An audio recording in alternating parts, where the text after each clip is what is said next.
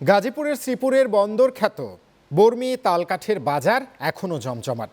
দেশের বিভিন্ন জেলা থেকে আসা কাঠে প্রতিদিনই চলে প্রায় $250 কোটি বেচাকেনা। ভালো মানের কাঠ হওয়ায় ক্রেতাদের চাহিদাও বেশি। গাজীপুর থেকে আরিফ খান আবিরের রিপোর্ট। 200 বছরের ঐতিহ্য বুকে নিয়ে এখনো মাথা উঁচু করে দাঁড়িয়ে আছে গাজীপুরের শ্রীপুর উপজেলার বন্দরখ্যাত বর্মি বাজারের তালকাঠের হাট। সময় বদলেছে নির্মাণ সামগ্রীর ধরন, তবুও গ্রামীণ জনপদে টেকসই গড় নির্মাণে তালকাঠের চাহিদা কমেনি একটুকু। দেশের বিভিন্ন জেলা থেকে প্রতিদিন ট্রাক ভর্তি তালকাঠ আসে এই বাজারে।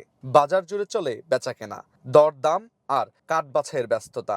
ব্যবসায়ীরা বলছেন, সাধারণ দিনে এখানে 5 লাখ টাকার বেশি কাঠ বিক্রি হয়, আর হাট বারে সেই বেচাকেনা ছাড়িয়ে যায় 10 লাখ টাকারও বেশি। আমরা কাজ করি আজকে 15-16 বছর ধরে।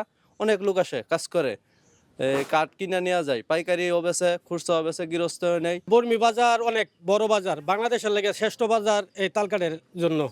এটা অনেক পূর্বের থেকে আপনার উন্নত বাজার।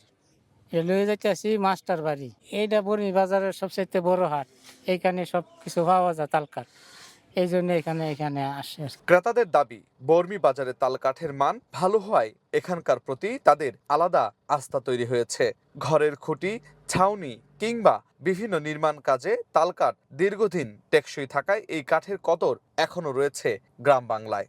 আমি শুরু থেকে দেখতেছি ব্যবসা, তালকাঠের ব্যবসা, এবং এটা খুব ঐতিহ্যবাহী বাজার, বর্মি বাজার। এখানে অনেক কর্মচারী খাটে এবং প্রতিদিনই ভালো বেচা কেনা হয়। 2-4-5 লক্ষ টাকা প্রতিদিন বেচা কেনা হইতেছে। শুধু ব্যবসা নয়, বর্মির এই তালকাঠের বাজার বহন করছে শত বছরের ঐতিহ্য আর গ্রামীণ অর্থনীতির এক জীবন্ত ইতিহাস।